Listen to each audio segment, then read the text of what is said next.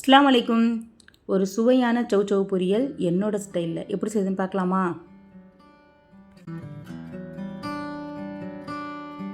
ஒரு பேனில் 2 ஸ்பூன் எண்ணெய் ஊற்றியாச்சு. கடுகு, காஞ்ச மிளகா, கருவேப்பிலை போட்டு தாளிப்பு கொடுத்துட்டு நான் 1 ஸ்பூன் கடலைப்பருப்பு சேர்க்குறேன். கடலைப்பருப்பை கொஞ்சம் ஊற வச்சு சேர்த்துக்கலாம்.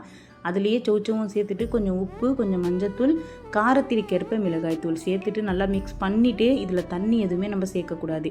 அது அதிலே தான் வேகணும், அதிலே தான் பொரியணும். மூடி வச்சு நல்லா வேக வச்சு பொரிச்சு எடுங்க. சூப்பராக ரெடி ஆகும். இது எல்லாத்துக்குமே டேஸ்ட்டு சூப்பராக இருக்கும். ரசம் சாதம், சாம்பார் சாதம், தயிர் சாதம், லெமன் ரைஸ் எல்லாத்துக்குமே அட்டகாசமாக இருக்கும். கண்டிப்பாக ஒரு தடவை ட்ரை பண்ணி பாருங்கள். ஒரே மாதிரி செஞ்சுட்டு இருக்காமல் இந்த மெத்தடையும் ட்ரை பண்ணி பாருங்கள். இந்த மாதிரி வீடியோக்கு என்னோடய சேனலை மறக்காமல் சப்ஸ்கிரைப் பண்ணுங்கள். இப்போ இது நல்லா பொரிஞ்சு அழகான கலராகவும் வந்துருச்சு. இது நல்லா வெந்துருச்சு. இப்போ இதில் நான் தேங்காய் துருவல் சேர்க்குறேன். 3 ஸ்பூன் தேங்காய் துருவல் சேர்த்துடலாம். சேர்த்து ஒரு 2 நிமிஷம் நல்லா மிக்ஸ் பண்ணுங்கள். மிக்ஸ் பண்ணிவிட்டு இறக்குனீங்கன்னா சூப்பரான சௌ பொரியல் ரெடி ஆகிடும். இந்த வீடியோ பிடிச்சிருந்தால் லைக் பண்ணுங்கள், ஷேர் பண்ணுங்கள், மறக்காமல் சப்ஸ்கிரைப் பண்ணுங்கள். அஸ்ஸலாமு அலைக்கும்.